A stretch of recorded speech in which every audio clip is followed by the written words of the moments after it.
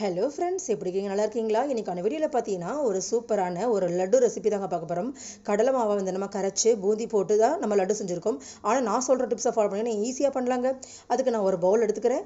அதில் நான் ஒரு கப் அளவுக்கு நான் கடலைப்பருப்பு சேர்த்துக்கிறேங்க. கடலைப்பருப்பு பார்த்தீங்கன்னா மூழ்கிற அளவுக்கு தண்ணி ஊற்றி ஒரு 2 மணி நேரத்திற்கு நல்லா ஊற விட்டுக்கலாங்க. ஊற அளவு பொறுத்து தான் லட்டு ரொம்ப கிறிஸ்பியாக இருக்குங்க. இப்போ ஒரு தட்டு போட்டு மூடி வச்சிடலாங்க. பாருங்கள், கடலைப்பருப்பு நன்கு ஊறிடுச்சுங்க. இப்போ வந்து தண்ணியை வந்து ஒரு வடிகட்டி வச்சு நம்ம வடித்து எடுத்துடலாம். ஒரு சொட்டு தண்ணி கூட இருக்கக்கூடாது. ஏன்னா நம்ம மிக்சியில் போட்டு அரைக்க போகிறோம். தண்ணி இருந்துச்சுன்னா நமக்கு லட்டு வந்து கொலகொலப்பாக இருக்காது. இப்போ ஒரு மிக்ஸி ஜார் எடுத்துக்கோங்க. இப்போ ஊற வைத்த கடலைப்பருப்பை இதில் சேர்த்துக்கலாம். நல்லா வந்து கொரகொரப்பாக அரைச்சிக்கோங்க. ஒரு சொட்டு தண்ணி கூட வந்து மிக்ஸி ஜாரில் இருக்கக்கூடாது. மிக்சியை வந்து நல்லா சுத்தமாக தொடச்சிட்டு பருப்பை சேர்த்துக்கோங்க. பாருங்கள், இந்த அளவுக்கு வந்து கொரகொரப்பாக இருக்கணும். இதில் வந்து முழு கடலைப்பருப்பு இருந்தாலும் பரவாயில்லைங்க. நம்ம வந்து ஓரளவுக்கு கொரகொரப்பாக இருந்தாலே போதும். இப்போ ஒரு எண்ணெய் சட்டி எடுத்துக்கோங்க. இதில் நான் தேங்காய் எண்ணெய் சேர்த்துக்கிறேன். உங்களுக்கு விருப்பமான எண்ணெயை சேர்த்துக்கோங்க. இப்போ எண்ணெய் நல்லா காஞ்சிருச்சு. எண்ணெய் நல்லா காஞ்சிருச்சா பார்க்குறதுக்கு ஒரு சொட்டு இது மாதிரி மாவை போட்டு பாருங்கள்.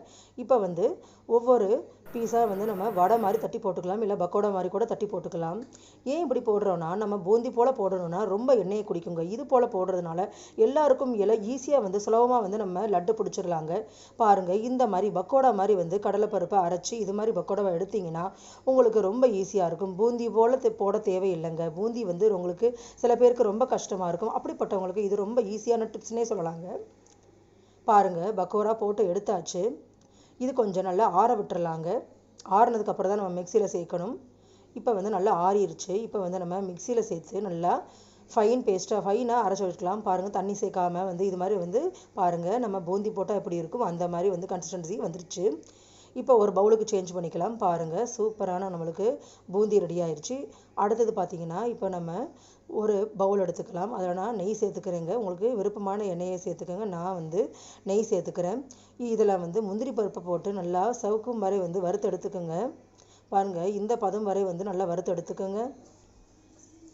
இப்போ அதே வானிலையில் பார்த்தீங்கன்னா நம்ம கருப்பு திராட்சையை சேர்த்துக்கோங்க. நீங்கள் வெள்ளை திராட்சையை கூட சேர்த்துக்கலாம்.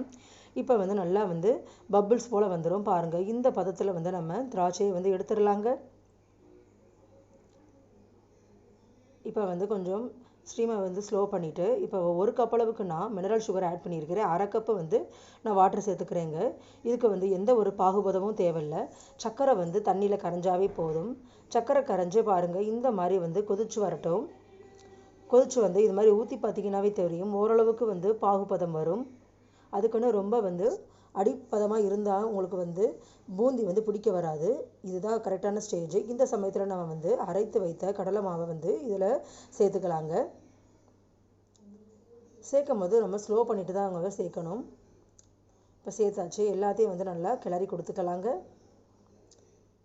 பாருங்கள், கிளற வந்து கொஞ்சம் கெட்டிப்படும். எவ்வளோ தண்ணியாக இருந்துச்சோ அந்தளவு வந்து தண்ணி வந்து இந்த மாவு போட்ட உடனே வந்து கெட்டி பதத்துக்கு வந்துடும். இதில் வந்து நம்ம ஒரு 8 ஏலக்காய் சேர்த்துக்கலாம். இது மாதிரி வந்து இஞ்சி இடிக்கிறதுல இடித்து இதில் நம்ம சேர்த்துக்கலாங்க. அவ்வளோதான். இதில் வந்து கலருக்கு நான் குங்குமப்பூ சேர்த்துருக்குறேன். நீங்கள் இதில் எக்ஸ்ட்ரா எந்த ஒரு கலருமே சேர்க்க தேவையில்லை. முந்திரி திராட்சையை வந்து இதில் வந்து சேர்த்துக்கலாங்க. இப்போ வந்து நல்லா கிளறி கொடுத்துக்கலாம். இதில் நான் எந்த ஒரு வந்து கலர்ஸுமே ஆட் பண்ணலைங்க. ஏன்னா நம்ம கொடுக்குறது குழந்தைங்களுக்கு எப்போவுமே ஹெல்த்தியாக கொடுக்கணுங்க. அவ்வளோதான். இப்போ வந்து ஆறுனதுக்கப்புறம் வந்து லட்டை பிடிச்சிடலாங்க. பாருங்கள், சூப்பராக வந்துருக்குது. பாருங்கள், எந்த ஒரு கலருமே கிடையாது. மினரல் சுகர் கூட வந்து நான் ஆட் பண்ணியிருக்கிறேன். இது அன்ரிஃபைன்ட் சுகர். அதில் உள்ள கலரே நம்மளுக்கு போதுமானது. நீங்கள் எக்ஸ்ட்ரா கலர் எதுவுமே சேர்க்க தேவையில்லை. இது மாதிரி வந்து தீபாவளி போன்ற பண்டிகை காலங்களில் லட்டு வந்து நீங்களே வீட்டிலே பிடிக்கலாம். ரொம்ப கஷ்டமே கிடையாது. இது போல் நீங்களும் செஞ்சு எப்படி இருக்குன்னு கமெண்ட் சொல்லுங்கள். இந்த வீடியோ பிடிச்சிருந்தால் லைக் பண்ணுங்கள், ஷேர் பண்ணுங்கள், சப்ஸ்கிரைப் பண்ணுங்கள். எங்களுடைய வீடியோ தொடர்ச்சியாக பாருங்கள். தேங்க்யூ.